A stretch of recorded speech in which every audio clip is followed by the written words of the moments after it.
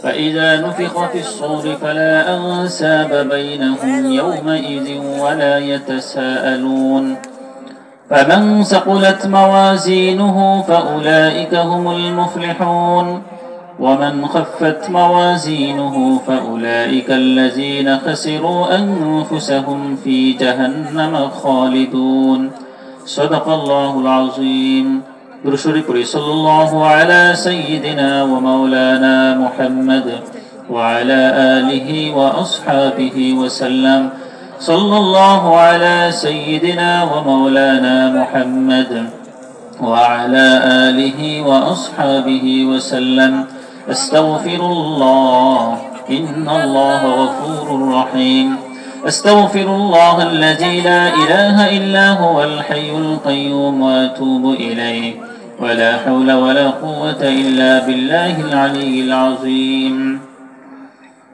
পশ্চিমপাড়া আল-হেরা ইসলামী যুব সংঘ কর্তৃক আয়োজিত তৃতীয় বার্ষিক তাফসীরুল কোরআন মাহফিলের সমাপনী অধিবেশনে সম্মানিত মুসল্লিয়ানে কেরাম, পর্দার আড়ালের সম্মানিত মা ও বোনেরা, রব্বুল আলামিনের অসংখ্য শুকরিয়া। আল্লাহ পাক তাবারক ওয়া তাআলা আমাদের আজকের এই মুতাবারক মাহফিলে শেষ পর্যন্ত বসার তৌফিক দিয়েছেন। আমরা সবাই রবের শুকরিয়া আদায় করি আলহামদুলিল্লাহ।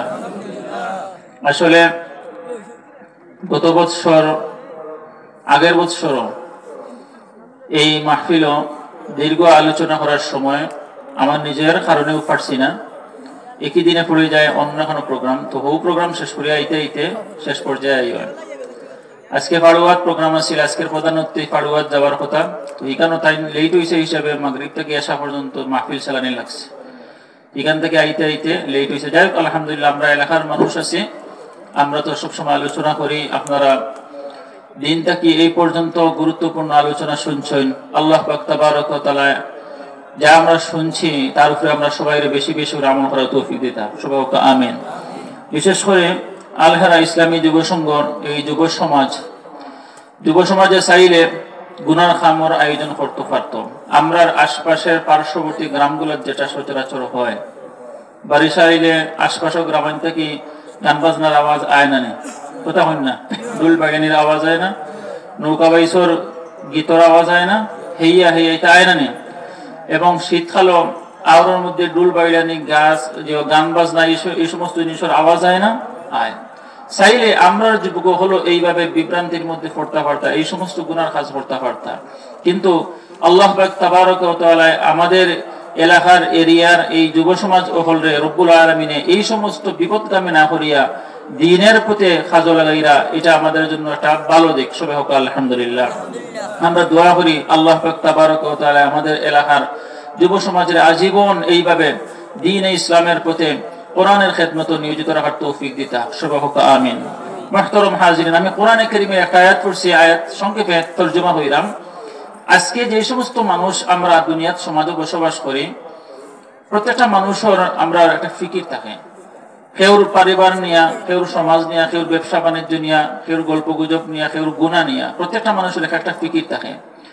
আমরা এই সমস্ত ফিকিরের কারণে আমরা কোরআন হাদিসের দিকে সময় দিতে চাই না। যে সমস্ত মানুষে এই ধরনের আমরা ভুল করি, জীবনের প্রত্যেকটা মুহূর্তের মধ্যে আমাদের কিছু সময় রাখতাম আমরা দ্বীনের কাজে লাগাইবার। কোরআনের মধ্যে রব্বুল আলামিন কইরা মানুষকে সতর্ক করে এমন একটা সময় আইব যে সময় সিংহের মধ্যে ফু দেওয়া হয়ে যাব, এই দুনিয়া আর থাকতো না, দুনিয়া কিতা হয়ে যাব, চুরমার হয়ে যাব। তখন গিয়া আপনি যদিও চাইন যে আমি এই কিছু কিতা করতাম, দিনের প্রতি কিছু সময় দিতাম, লাভ হইতো না। ফালা আনসাবা বাইনাহুম ইয়াউমাইযিন ওয়ালা ইয়াতাসাআলুন, সেই সুযোগও দেওয়া হইতো না, কেউ কাউকে প্রশ্ন করলে জবাবও দিত না, এমন একটা অবস্থা হইব। এই জন্য রব্বুল আলামিন সতর্ক করে দিরা, ওয়ামান সাকুলাত মাওয়াজিনুহু ফাউলাইকা হুমুল মুফলিহুন। অতএব তোমার আমলনামা কিভাবে বাড়ি করা যায় ও চিন্তা ফিকির করো, কারণ আমলনামা হাসরের মাঠে যদি বাড়ি হয় তাহলে তোমার জীবন কামিয়াব হইব। আর ওমান খাফফাত মাওয়াজিনু, যদি তোমার আমলনামা হালকা হয়, দুনিয়ার জীবনে তোমার জীবনের এই বয়স এবং দিন রাত্রের হিসাব করিয়া কিছু সময় যদি কোরআন হাদিসের প্রতি তুমি ব্যয় না করো, আমলনামা হালকা হইব। খাসিরু আনফুসাহুম, আল্লাহ হইরা এই আমলনামা হালকা হওয়ার ক্ষতির কারণ তোমার নিজে, না অন্য কেউ। আজকে যে এই দিনই একটা পরিবেশ সৃষ্টি করা হয়েছে, যারা আমরা এখানে ইচ্ছা করে আইছি না, এই না হওয়ার কারণে যে সোয়াব আমরা পাইলাম না, এই সোয়াব না পাওয়ার কারণে আল-হেরা যুব সংঘ দায়ী না, আমি নিজে দায়ী। আমি নিজে দায়ী। আল্লাহ ফাউলাইকাল্লাযীনা খাসিরু আনফুসাহুম ফি জাহান্নাম খালিদুন।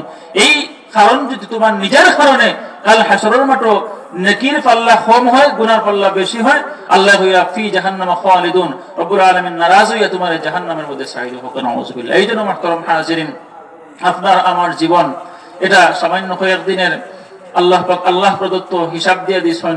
আমরা যে সময় যতটুকু পারি আমরা জীবনের কিছুটা মুহূর্ত কোরআন হাদিসের প্রতি আমরা কিতাব পড়তাম।